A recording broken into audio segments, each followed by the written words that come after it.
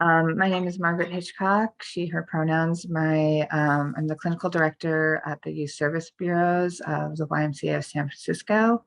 And I am a licensed LMFT. The sites that we have trainees in, we have San Francisco site, where we do mostly school-based programming. And then we also have sites in San Mateo County, Pacifica, South San Francisco, and San Mateo primarily. And those are also school-based, and there is some clinic work that can be done in those sites as well.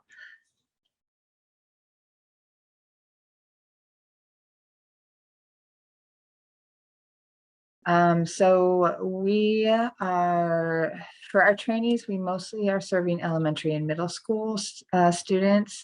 We do have staff who work with high school students. We have, especially in San Francisco, we have community-based programming as well as the school-based programming. And in San Mateo County, it's mostly school-based, but we also have clinic programming as well. So we work with students who are at risk often, or, are emerging risk. We work with a lot of students with trauma, a lot of students with, caregiver issues, whether there's divorce, separation, domestic violence, those sort of things. We see a real range of socioeconomic status, class, race, pretty diverse clientele through the two counties. And we are, I would say, our mission is really, we are a trauma-informed system looking to be, a healing-centered engagement work. We're really trying to look particular at social issues, racism, other things. We work with a lot of kids who are in the LGBTQ community, with emerging needs there. We look a lot at racial trauma, other sorts of trauma that the youth are experiencing. Obviously, with the pandemic, we've been seeing an uptick in a lot of anxiety, depression, challenges with peer relationships, and just a lot of trauma reactions, trauma responses. So we really believe that every youth also needs to be seen within the context of their family system. So we really believe that the family system, as however that is configured, is really important to the overall health of the youth. So we do try and do as much work with families as well, and try and connect with families and keep them connected with each other, and build up those resources for families as well. Um, to say. Yeah, I would say that, we do, the Youth Service Bureaus itself, it was really based in diversion and prevention. Like, really, Youth Service Bureaus started in 1969 doing diversion programs, trying to keep kids out of juvenile hall, trying to keep kids out of the school to prison pipeline from the very start. So that is a lot of where our heart is at. We do have some programs that work with youth who are on probation as well, and that is always trying to get kids out of the system as quickly as possible once they're in, by meeting whatever, mental health needs or other sort of needs that the youth and family have.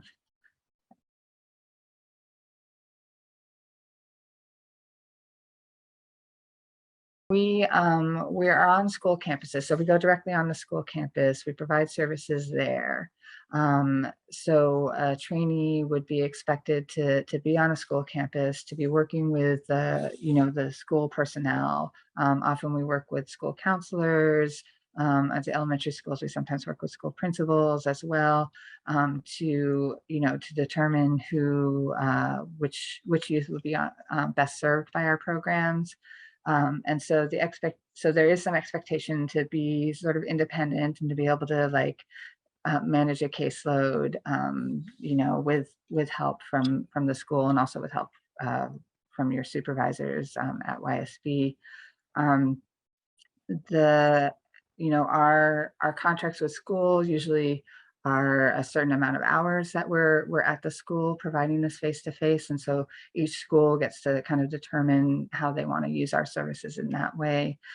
In San Francisco, we don't contract directly with schools, but we do contract with EPSCT Medi-Cal, so we see students who have Medi-Cal and on those school campuses. So the expectation is to provide a certain number of services for youth on those campuses as well. So I think for both counties, it averages out to about 5 hours of face-to-face time per day you're at the school.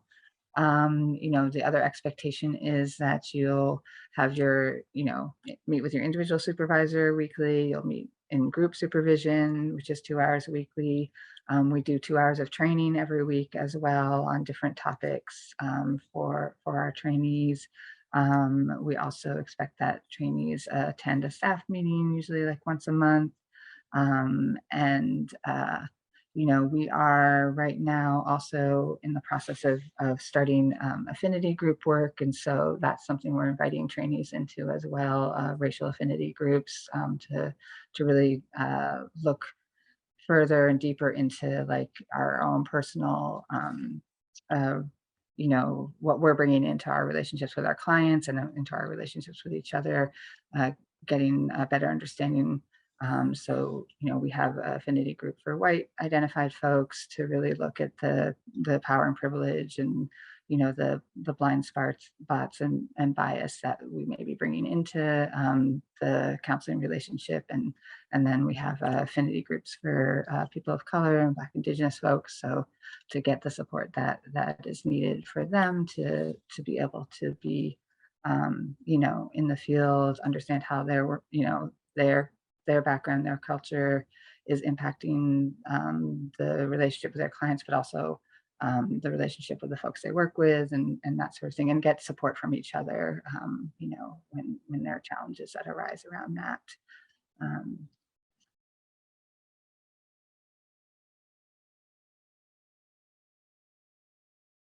For most schools, we work very closely with the admin there. So either it's a school counselor, and some of our programs in San Mateo, we have staff members who are also on campus as school safety advocates, and so they also work with our trainees to create caseloads for them.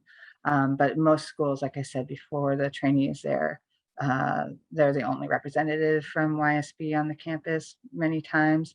And so they would work very closely with their point person who could be the school principal, who could be a school counselor. And so referrals would go to that point person first. And then that point person would determine which service they would give to that youth is referred, because they're also the holder of, like, they may have a contract with this service provider over here and this service provider over here. So all referrals go through the whoever that point person is first, and then that referral will go to the trainee once that's determination has been made. And so we usually um, look to be serving youth who may be having a lot of different risk factors. We often work with youth who are having behavioral issues on campus. We work with youth who are maybe showing other emerging issues. We definitely see a lot of kids with anxiety, depression, suicidal ideation, self-harm. We see a lot of youth with, like I said before, like a lot of trauma. Sometimes it's family stuff that's happening in the family, divorces, obvious, other losses. Obviously, this year we're seeing a lot of grief and loss, with the youth that we're working with, and so yeah, so we work very closely with the school sites to determine which youth would be best served by our services. And then there's a communication loop that continues, right, where we continue to check in with our point people weekly, just sort of let folks know, on a very general basis, what's happening with the youth that we're working with, just so again, like that communication is going back and forth so that we're all on the same page, because we do believe that the best thing that we can do for youth is work with all the other adults in their life as part of a treatment team, so that we're all providing sort of a unified front for that youth.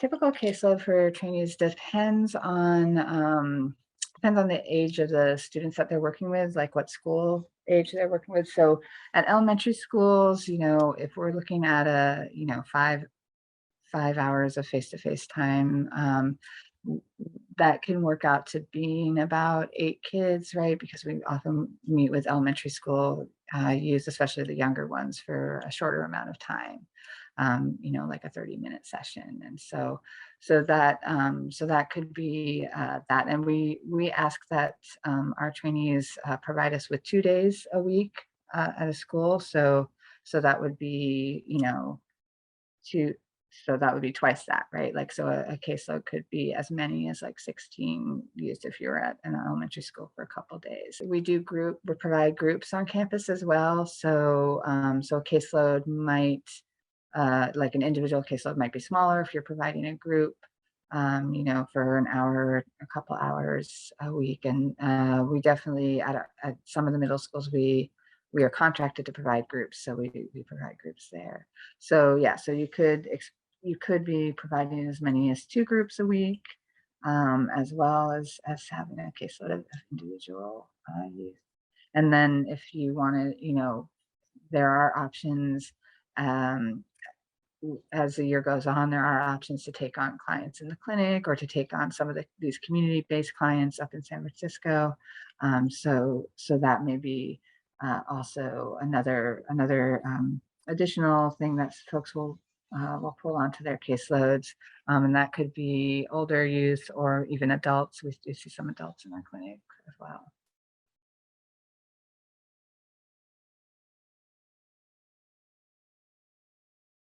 So supervision is, everybody has an individual supervisor, and then is provided 2 hours of group supervision as well.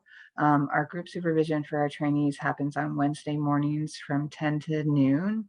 And so we usually have 3 full trainee support supervision groups every Wednesday. Um, and then your individual supervisor is generally a different person than your group supervisor, and that person you schedule with on your own, and find a time to meet with them on your own. But both those folks work for the agency as well. And so there's a lot of communication between supervisors as well, so that we're all on the same page about what we're um, supervising our trainees on, right? Like, we don't want to be giving them mixed messages too. So we try and communicate with each other about how that supervision is going.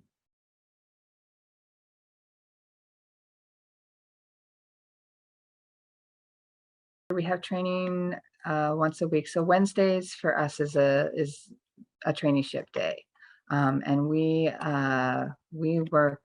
Um, so we have the group supervision in the mornings, and then from 1 to 3 we have trainings every week for the trainees. And some of the trainings that we do. So there's a lot of trainings to onboard. We usually take the month of August to onboard folks, and we do like 2 days a week or kind of full training days, where we go over a lot of different things, policies and procedures, working on the school campus, documentation. We do a trauma-informed systems training. Then we do child abuse prevention, suicide prevention training. We train on CANS.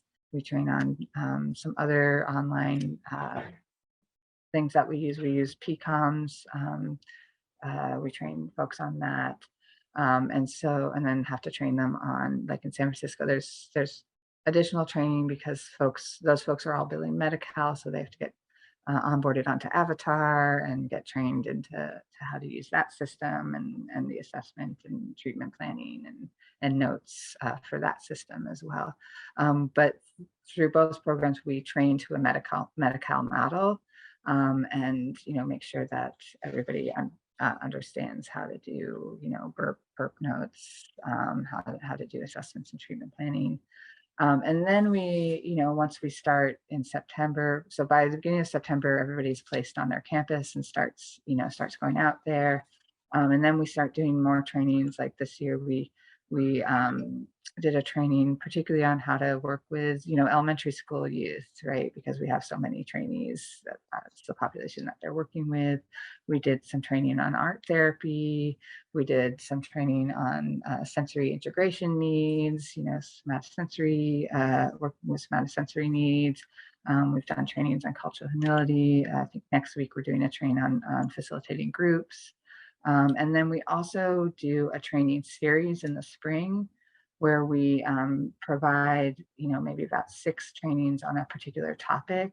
And there's usually like 3 different topics people can choose from. So people get to choose one of those 3 topics. And in the past, we've done like a longer session on, we call it clinical pathways. So it's sort of like, you know, um, something that somebody wants to go deeper on. So the last couple of years, we did one on grief and loss. I usually do one on neurosequential models of therapeutics, which is looking at brain development and the impact of trauma and neglect on the brain and development. And it's also an assessment tool to be able to see where folks are having deficits in, somatosensory needs, relationship needs, self-regulation, and cognition. And then we have done, see, I don't know what we did last year. I think last year we did an intensive on like play therapy.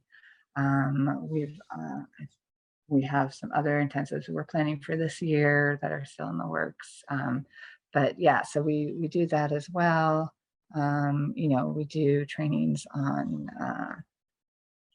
yeah, just lots of different models, but really, really trying to give folks the tools they need to do the work that they're doing this year in particular.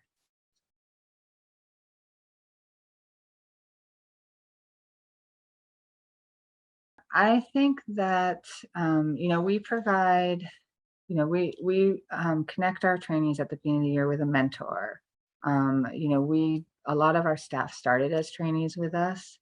And so they've been through the experience. So it's really nice for them to be able to then take someone under their wing, and sort of show them the ropes. And so that's a person that they can reach out to, who might be like an easier person to reach out to first, because sometimes it can feel intimidating to reach out to, your supervisor or or somebody else, right, who is in a position of, positional power over you. So we sort of try and provide support at lots of different levels, right? We try and build a strong cohort within the group supervision and in the training groups, so we really try and build those relationships as well. I think that's been a little more challenging the last couple of years when we've been virtual. And all of our this year, like all the school-based work is in person, but like we're still doing a lot of the other stuff virtually, like the group supervision, like the trainings, just because of like the different waves that we keep getting and different messages about how many people should be in a space together. And so we've just been very cautious about that and continuing to keep a lot of those things virtual. So what we did see is that, is a little harder for trainees to connect with each other in the virtual space. So we're really trying to make as many opportunities for them to do that. So like also bringing them into staff meetings, sort of making that, we're bringing them into the affinity work that we're doing. We're trying to bring them into all the different pieces of the work that we're doing, so that they feel a part of. a part of the agency, that they're also an important voice and that we really respect them as service providers. So I think there's that piece of providing a lot of support. I really appreciate YSB. I've worked at other nonprofits, but where it's often challenging to make sure that the space for supervision is happening. And what I really appreciate about YSB is that we really are, clinically minded and that and training minded. Like that's sort of first. We really operate as a place where um, you know we provide that foundational training for trainees and then for associates. And so, we run into YSB people all the time, like in the field who went through, our programs because um, there's a lot of folks in the field who did, start with us. But we really see that that's our role is really to grow, new clinicians and to really support folks from early on in the field and help folks find out who they are and want to be as a therapist, find their own therapist voice. Um, so we are not, in that vein, we're also very open to working with folks in whatever modality they want to work at. We have a lot of eclectic group of different experiences and modalities in our supervision team. And we really, so we're not also a place where you come in and we're gonna do it this way and this is the only way we do it. It's like, let's find what works for the client and then we'll do it, that way. That's the important thing to do. So I think that, really making sure that we are available for our trainees, that we're there to help them, that we're holding their hands, that that they know how to get in touch with us, that, that we don't have, we do have a hierarchy, but like our hierarchy is accessible, right? Like nobody's going to get in trouble for like reaching out directly to me. And in fact, I welcome that. I have like open office hours, which everybody's invited to. Like, we really try and be as welcoming as possible. And again, just knowing that this is, it's a really exciting time in people's career, but it's very anxiety provoking, starting in this new work. It's hard. It brings up a lot of feelings. So we really, you know, I think we really feel very strongly that that our trainees are a valuable resource, not just for us, but for the community in general. And we want to create, really great therapists to put out into the world.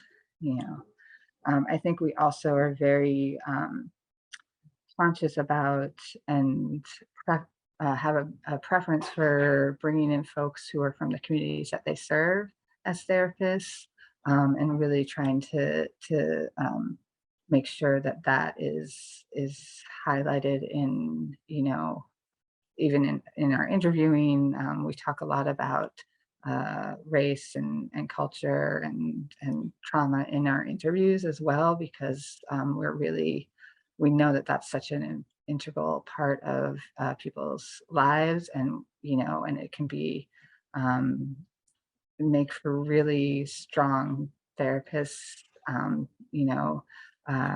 really strong relationships, especially if you have a therapist who's coming from the same community that they're serving. That can be that creates or breaks down so many barriers and can be like really powerful in ways that ways that are hard to measure, but we know that that's a huge benefit. So that is something that we really value as well.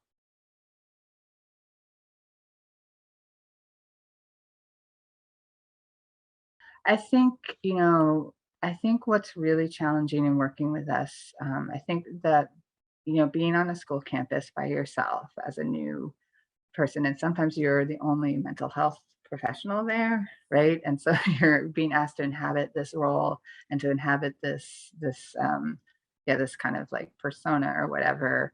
And you're like, I don't know what I'm doing. I just got here, right? So we definitely, I think that's one of the most challenging pieces. is how to, how folks handle that, right? How do they, you know, have enough confidence, right, in them, in their emerging skills, right, to feel that they are just as valid, as a professional as anybody else in the room, right? And so I think that's a big challenge for folks, right? Some folks have never, worked in a school system before, have no experience with that, right? Or their only experience was as a student, and maybe they didn't have a good experience as a student in school. So like all of those feelings can come up as well. I think what we're seeing, you know, currently, and one of the things we've been really looking at, how do we do this better, is like we have control over, our work environment, right? But don't have as much control over the work environment we're putting people into. And it is something that we're talking about with schools. Particularly, we've had a few incidences with racial microaggressions against some of our staff and trainees, and really trying to make sure that we are addressing that head on with the schools that we're placing folks in, because we want to make sure that our staff and our trainees who are on a school campus are being treated with respect, are being treated well, are not feeling targeted in any way, right? And so I think it really is that challenge of like of of having folks out in environments we can't control, right? And them being there by themselves, trying to figure out how to handle some uh, pretty challenging, personal dynamics, or political things that are happening on the school campus or whatever else. I mean, school campuses have pretty intense, you know, relational things happening on them at all the times. And so dropping folks into that, um, is yeah, creates a challenge. So I would say that's probably the hardest thing. And then I think the other hardest thing is how to handle everything, right? We've got a lot of folks who have families and jobs, and then they're going to school, and then they're, trying to do 2 days of traineeship. Well, it ends up being 3 days, right? Because we have the supervision and training, right? And then, and we do provide a stipend, but it's not a large amount of money, right? And so that definitely precludes some people from being even able to join us, right? Because some people can't afford to just not get paid for their time. And so I think that would be the other challenge, right? And then not only is it like, a lot of time they're doing all these other things and having a lot of obligations, but it's also, there's so much happening emotionally, right? That, for new clinicians. And so it's helping them find ways to keep themselves together, helping them find ways to, make sure they're taking care of themselves, but also where can they find community care, right? How can the community hold them through this?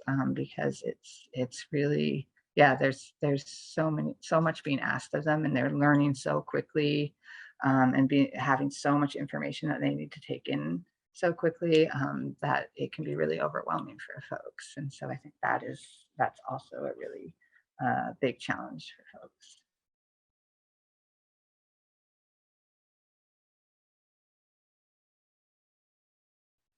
We at the youth service bureaus have been really taking a good look at the culture that we have created, and are really looking to make sure that that culture is very deeply inclusive and very deeply supportive of everybody.